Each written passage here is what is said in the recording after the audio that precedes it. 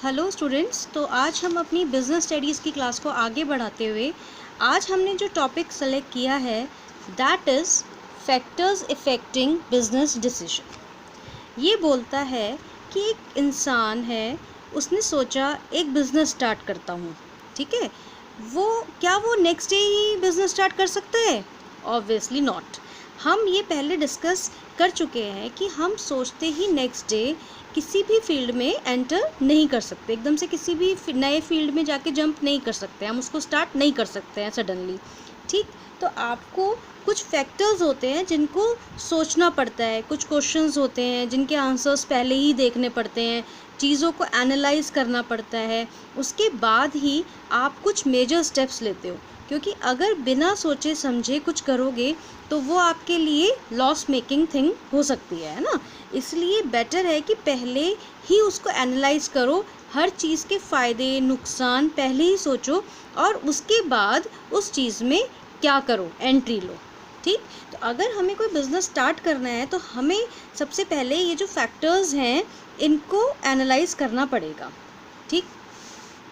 तो यहाँ पर ये होता है कि जैसे हमने कोई बिज़नेस स्टार्ट करना है तो हमने सोच लिया कि किस चीज़ का बिज़नेस करना है, कैसे चीज़ें वर्क करेंगी, पैसा कहाँ से आएगा, टैक्स की रिस्पॉन्सिबिलिटी कैसे होगी, वो सारे फैक्टर देखना पड़ेगा। उसके बाद ही आप कह सकते हो कि मैं बिज़नेस स्टार्ट करने जा रहा हूँ या मैं बिज़नेस स्टार्ट कर सकता हूँ।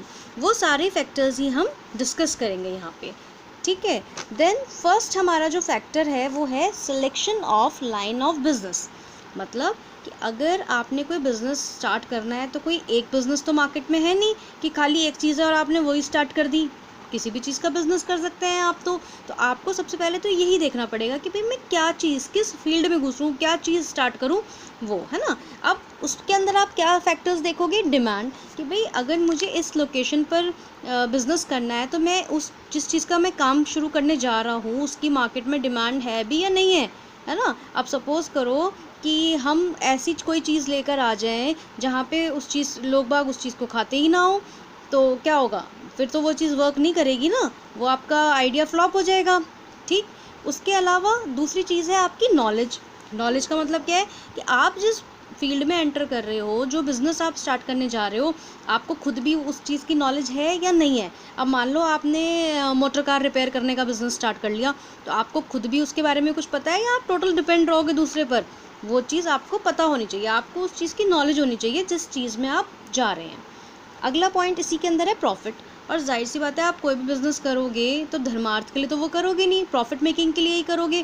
तो आप ये भी चीज़ देखोगे कि भाई मुझे प्रॉफिट होना चाहिए। अब सपोज़ करो कि आपने कुछ भी चीज़ खरीदने का या बेचने का सोचा और आपने देखा कि अच्छा इस प्रोडक्ट में तो मुझे 1 रुपये, मतलब कोई प्रोडक्ट ए है फॉर एग्जांपल, उसमें तो मुझे 1 रुपये बच रहा है, और कोई प्रोडक्ट बी है जिसे मैं बेचता हूँ तो मुझे 10 रुपये बचते हैं।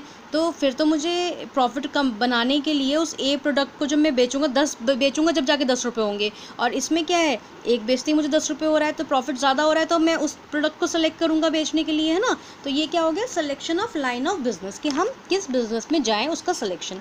अगला पॉइंट है हमारा लोकेशन ऑफ बिजनेस। अब जो हम बिज़नेस स्टार्ट कर रहे हैं हम उसका लोकेशन देखेंगे कि भाई किस जगह पे हमें वो स्टार्ट करना है अपना बिज़नेस, ठीक। अब सपोज़ करो कि अब ऐसा तो है नहीं कि अगर आपको कोई अपना बिज़नेस स्टार्ट करना है तो आप ऐसी जगह पर खोल लोगे जहाँ पे तो कोई बंदा ही नज़र नहीं आता। मान लो आपने कोई शॉप खोलनी है और आप जाके हाईवे पे खोल लो, तो कहाँ पे आपको फिर तो इक्का दुक्का लोग ही आएंगे ना। मार्केट में ही तो जाके खोलना चाहिए आपको कोई बिज़नेस, ताकि जिसमें ज़्यादा लोग बाग आए, ज़्यादा डिमांड बढ़े। तो वो क्या होता है? लोकेशन ऑफ बिज़नेस स्टार्ट करना, ठीक। उसके बाद रॉ मटेरियल, कि आप जो भी बिज़नेस स्टार्ट कर रहे हो आपको ये भी देखना है कि भाई मुझे रॉ मटेरियल्स ईजिली अवेलेबल हो जाए।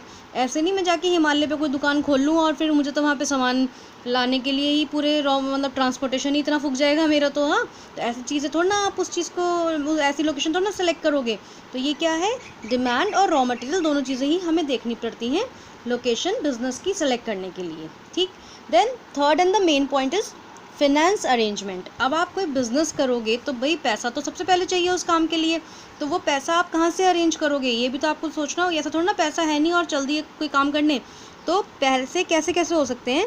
पहला हो सकता है सेविंग की, हो सकता है आपके पास ही लाखों रुपए हो और आप सोचो कि मैं तो अपने पैसों से ही बिज़नेस स्टार्ट करने जा रहा हूँ, ये एक फाइनेंस आपका ऐसे अरेंज हो सकता है। दूसरा है कि आप अपने किसी रिलेटिव से या किसी फ्रेंड से उधार लेना चाहो कि भाई मैं अपने पेरेंट्स से या किसी रिलेटिव से पैसे ले लूँ और अपने फ्रेंड से ले लूँ और तब मैं स्टार्ट करूँ बिज़नेस, वो भी पैसे से आप फाइनेंस आपका अरेंज हो जाएगा। या फिर आप लोन ले लो, क्योंकि बैंक भी लोन्स अवेलेबल करवाते हैं बिज़नेस स्टार्ट करने के लिए, आप लोन भी ले सकते हो। लेकिन इसके अंदर एक चीज़ और आएगी कि अगर आपकी खुद की सेविंग है, आपने अपना खुद का पैसा लगाया है, तो आपको कोई टेंशन नहीं है, आप अपना फ्री होकर काम कर सकते हो। बट अगर आपने लोन लिया है या रिलेटिव से लिया है तो उसमें इंटरफेरेंस भी होगा, है ना, दूसरों का इंटरफेरेंस भी हो सकता है मतलब उस चीज़ में, तो वो चीज़ आपको देखना है। यार ये क्या हो गया हमारा फाइनेंस अरेंजमेंट। दूसरा अगला पॉइंट है हमारा choice of form of business. अब आप बिज़नेस कर रहे हो लेकिन वो किस फॉर्म का करोगे, मतलब आप चाहते हो भाई मुझे किसी नहीं सुननी, मैं अपना अकेले काम करूँगा, ना किसी की इंटरफेरेंस मुझे चाहिए, तो वो आप सोल प्रोप्राइटरशिप में जा सकते हो कि आप अकेले उसके मालिक हो, जो आप डिसीजंस, फेलियर, सक्सेस सब कुछ आपकी, ठीक है, तो वो क्या कहलाता है, सोल प्रोप्राइटरशिप में आप उस काम को कर सकते हो। या फिर ऐसा कर सकते हो कि भाई अकेले के पास पैसा कहाँ से आएगा, चलो आपने 2-4 फ्रेंड्स, आपके 3 फ्रेंड्स हैं, मिले कि चलो भाई सब तीनों मिल के काम करते हैं, कुछ कोई अपने सब लोग पैसा भी लगाएंगे और 3 जने हैं तो मल्टीपल हैंड भी मिल गए हमें काम करने के लिए, तो कोई एक फील्ड देखेगा, कोई दूसरा जोन देखेगा और आप काम करेंगे, तो वो क्या आता है, पार्टनरशिप हो सकती है वो। या आपको और पैसे चाहिए अपने बिजनेस, आप चाहते हो कि और लोग उसमें पैसा लगाएं, तो उसके लिए कंपनी फॉर्म कर लो। अब ये पार्टनरशिप और कंपनी और ये सारी चीज़ें हमें डिटेल में भी पढ़नी है, बट आगे अभी सिर्फ आपको इतना ही देखना काफ़ी है कि चॉइस ऑफ फॉर्म के बिज़नेस की इतनी फॉर्म्स भी होती हैं, सही। नेक्स्ट हमारा पॉइंट है साइज़ ऑफ बिज़नेस, कि आपका ये भी देखना है कि भाई बिज़नेस का क्या साइज़ रखना है। सपोज़ करो हमारी कॉलोनी है, कॉलोनी के बाहर एक शॉप होनी चाहिए ग्रॉसरी की, ताकि लोग अगर मान लो फैमिली जो कॉलोनी है उसके अंदर 200 फैमिलीज़ भी रह रही हैं या 500 फैमिलीज़ भी रह रही हैं, तो उनको सामान लेने बहुत दूर जाना पड़ता है। अगर बाहर ही एक कॉलोनी के बाहर ही एक शॉप होगी तो उनके लिए भी सही रहेगा और शॉप के लिए भी सही रहेगा।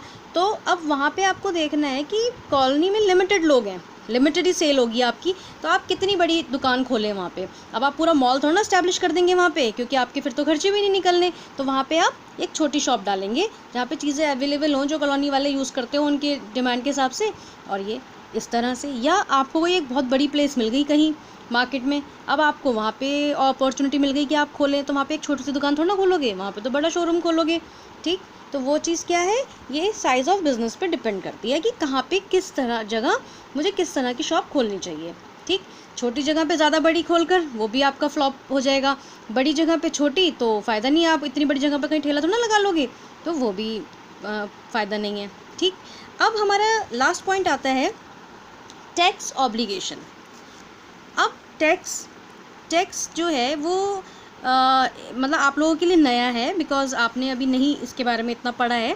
तो टैक्स वो हिस्सा होता है आपके इनकम का जो गवर्नमेंट के पास जाएगा, ठीक। अब आप क्वेश्चन आपके माइंड में आएगा, अरे हमारी इनकम का हिस्सा है वो गवर्नमेंट के पास क्यों जाएगा भाई, हम उसे क्यों दें। बट ये देखना होता है कि गवर्नमेंट कितना कुछ करती है हमारे लिए, रोड्स बनवाती है, डैम्स बनवाती है, इंफ्रास्ट्रक्चर सारा गवर्नमेंट ही तो क्रिएट करती है ये जहाँ पे हम रह रहे होते हैं। या गवर्नमेंट कितना हॉस्पिटल बनवाती है, स्कूल्स बनवाती है सबके लिए। तो वो क्या होता है, उस सब के लिए तो पैसा चाहिए ना, और वो पैसा कहाँ से आता है, हम लोग अपनी इनकम का जो एक भाग हमारा जो गवर्नमेंट के पास चला जाता है वो देश की तरक्की में यूज़ होता है, तो वो ही टैक्स है जो हमें टैक्स पे करना होता है गवर्नमेंट को, क्लियर।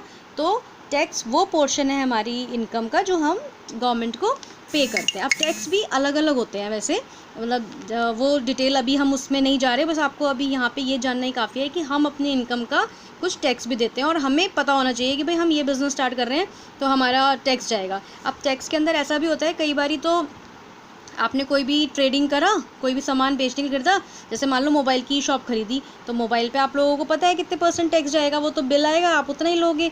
लेकिन कई बारी ऐसा भी होता है गवर्नमेंट के उसमें कि गवर्नमेंट ये कहती है कि इतने लाख तक का अगर आप बिज़नेस कर रहे हो तो हम कोई टैक्स नहीं लेंगे, लेकिन अगर इतने लाख से ऊपर आप जाते हो तो फिर आपको जो है वो टैक्स पे करना पड़ेगा, ठीक है। वो डिफरेंट है जो हम डिटेल में बाद में पढ़ेंगे, सही। अब के लिए हमारा इतना ही टॉपिक काफ़ी है, आप इस चीज़ को नोट करें और इसको समझें। Thank you.